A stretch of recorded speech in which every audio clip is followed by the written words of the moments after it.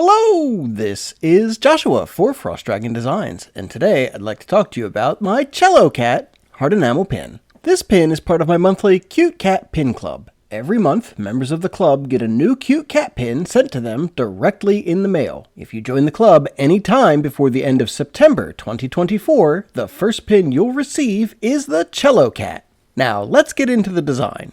As I've mentioned in a lot of previous videos, I tend to keep like a running list of pin design ideas because, I do at least 12 pin club pins each year, as well as a lot of other stuff that I just tend to design and produce because, I got a fun idea. The Cello Cat has actually been on my list for the past probably about a year and a half. That makes sense. And the inspiration for this is actually my oldest son who plays the cello. He is learning to play the cello. And it's actually one of my great joys in the afternoon. I work from home, and I like in the afternoon, I get to finish out my days listening to him practice his cello. He practices in a room that's kind of above and to the left of where I work from. But I can hear it pretty well. So it's a very fun thing for me. It's very relaxing. And so that got me thinking, well, why not do a Cello Cat? And actually, if the Cello Cat does well, not in the club, but I mean, like, if the leftovers sell well through my website and my Etsy shop and all that sort of stuff, I honestly wouldn't mind designing more cats with instruments. I'd call it something like, I don't know, a symphony of cats. That seems fun. I think that would be a neat idea, but let's see how the Cello Cat does first, I guess. Which is interesting because that's actually a very similar path that the science cats walked, because I had a chemistry cat that was a club pin first, and it did very well. And then I did, cats doing science. And then as a follow-up campaign, I did more cats doing science. And I think at this point I've got like over 50 designs of cats doing various scientific discipline things. And I could see something similar happening with, a symphony of cats if people really enjoy the Cello Cat. Honestly, that's all down the road kind of stuff. For right now, I'm just focused on the Cello Cat itself, and I really enjoy the Cello Cat. Now, I will also say that I do not have any real musical acumen. I enjoy listening to music of various genres, but I cannot sing. I do not play any instruments.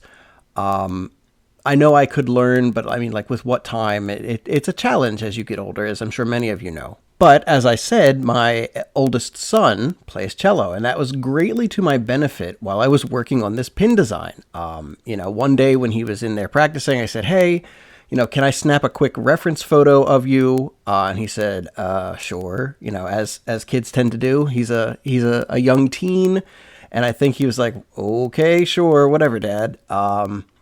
But, so I got a nice picture, and that was super helpful because I could see, what the pose was, how he sat in the chair with the cello, where his hands were placed.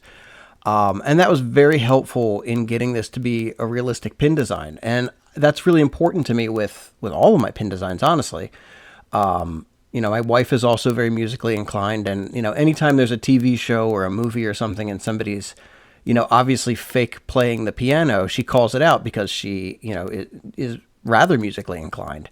And, with any of my designs, I don't want someone who actually is in the know of a subject matter to see one of my pins and go, that guy had no clue what he was doing when he designed this pin. Like, that would be mortifying. So luckily, I have an in-house, well, I won't say expert, but an in-house person, who at least knows what he's doing and could look at the design as I was working on it and be like, hey, no, like that paw is placed weirdly for him, or, he wouldn't be sitting like that with his legs, or, what is this? What's going on over here with his hand? It was helpful. I don't know if he remembers it or not, but there were several times that he, looked at it as I was working on it and gave me very helpful feedback and critique. So I'm pretty confident of the design overall, from a technical standpoint. Now, other things that I wasn't as confident on as I was trying to find my way through this design were the angle. I ended up picking an angle based on the idea that I might want to do more symphony type cats later, and I kind of wanted them to be able to sit next to each other or something. So